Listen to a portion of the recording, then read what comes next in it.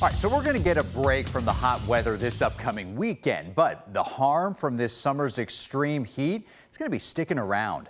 In fact, as News 2's Corey Johnson explains, a farming family is really feeling the impacts. It is a labor of love for sure, because we knew nothing about this business when we first started it. For the last several years, Wendy and Amy Dorfman have co-owned Breeden's Orchard in Mount Juliet. Since buying it in 2017, the small farm on Beckwith Road has grown into a Wilson County staple over the last 50 years, with apples, peaches, pumpkins, and much more available for sale. Amy was in the comedy business. I was a paralegal for 18 years. So when we took this over, we were like, well, we don't really know what we're doing, but I guess we'll figure it out. I think as far as the community goes, I think for the most part, I think everybody is really excited about what we're doing up here. The pair has been working to bring apple picking to the farm, a process that's been years in the making. But as the extreme heat has impacted much of Middle Tennessee, it's led to changes in how the Dorfmans care for the apple trees that are still maturing, including their spray schedule to keep bugs and disease at bay in the fruit.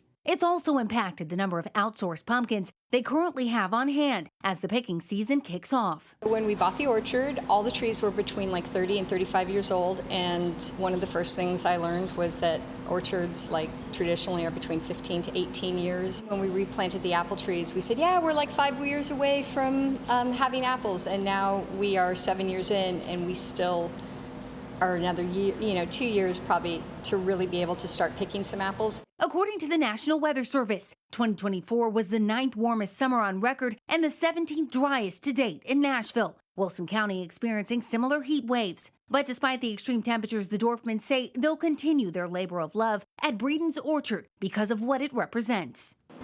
I'm gonna blink the tears away. I just love this place. Every time a farm leaves a farmer's hand and becomes condominiums, houses, strip malls, it is farmland that is always gone. Nobody's going to take that strip mall and turn it back into a farm. So to keep it a farm and to keep working at it is a lot of work, but it's very rewarding. Corey Johnson, News 2.